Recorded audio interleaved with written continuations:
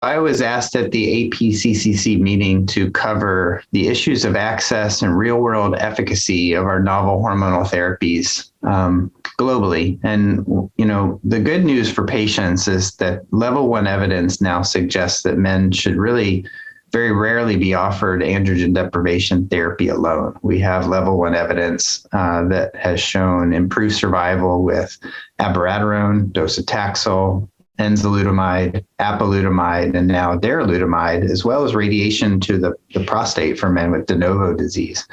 And so these are all improving the outcomes and survival of our patients. But what's happening in the real world is that many men, about half, according to most modern posters, even up to the GU Symposium, suggest that more than half of patients are still just getting ADT alone, even in the United States and in Great Britain. And it's even lower in many other parts of the world. And this receipt of ADT monotherapy, even in the presence of metastatic disease, is even higher in disproportionately affected individuals.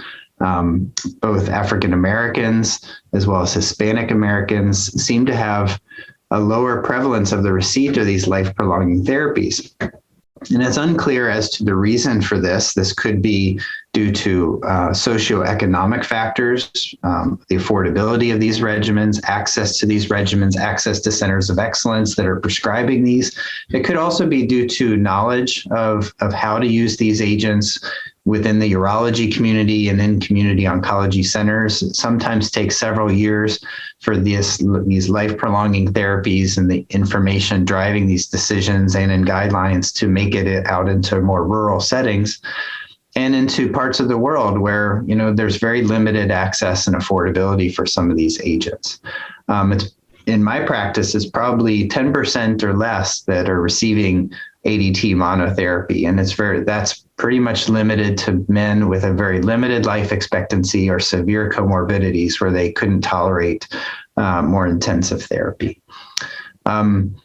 We also speak about the importance of inclusion of men of diverse backgrounds in these metastatic trials. Whether it's a castration-resistant trial or hormone-sensitive trial, we've in general seen a lack of inclusivity of men of African ancestry, for example, with about 2 to 5% at most men in these trials being included.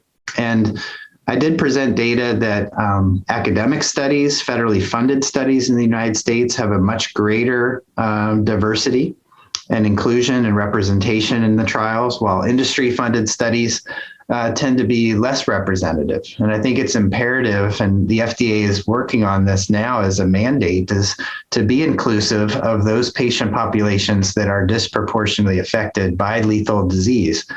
And so that we can understand whether there's any differences in efficacy or safety of these important regimens.